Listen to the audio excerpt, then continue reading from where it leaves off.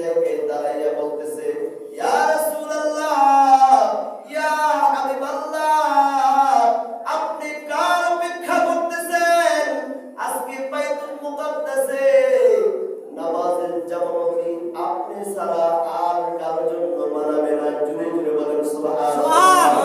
ইয়া রাসূলুল্লাহ, মেঘের পানি পড়িয়া আপনি দাঁড়ান, আপনার ইমামতিতে সবাই নামাজ পড়ার জন্য অপেক্ষা করতেছে। আল্লাহ নবী বাইতুল মুকাদ্দাসে সেখানে নামাজ পড়ালেন।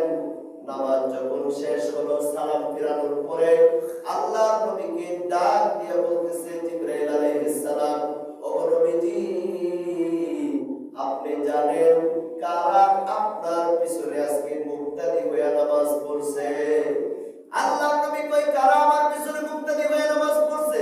জিবরাইল আলাইহিস সালাম বলে, ইয়া রাসূলুল্লাহ, ইয়া হাবিবাল্লাহ, 1,24,000 পয়গম্বর সহ মতান্তরে 2,24,000 পয়গম্বর সহ আল্লাহর পাঠানো কোটি কোটি রহমতের ফেরেশতারা আজকে আপনার পিছনে মুক্তাদি হয়ে নামাজ পড়ছে। জুড়ে জুড়ে বলেন সুবহানাল্লাহ। আরো জোরে আওয়াজ দিয়ে বলেন সুবহানাল্লাহ। ইয়া রাসূলুল্লাহ, কোটি কোটি ফেরেশতারা, সমস্ত নবীরা আজকে আপনার ইমামতিতে আপনার পিছনে মুক্তাদি হইয়া নামাজ আদায় করছে। সুবহানাল্লাহ, সুবহানাল্লাহ।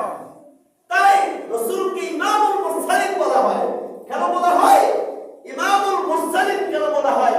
তিনি সমস্ত নবীদের ইমাম। সুবহানাল্লাহ, সুবহানাল্লাহ। সমস্ত নবীদেরকে আল্লাহ তাআলা বাইতুল মুকাদ্দাসে হাজির কইরা আপনার আমার নবী মুহাম্মদ রাসূলুল্লাহ সাল্লাল্লাহু আলাইহি ওয়াসাল্লামকে সেখানে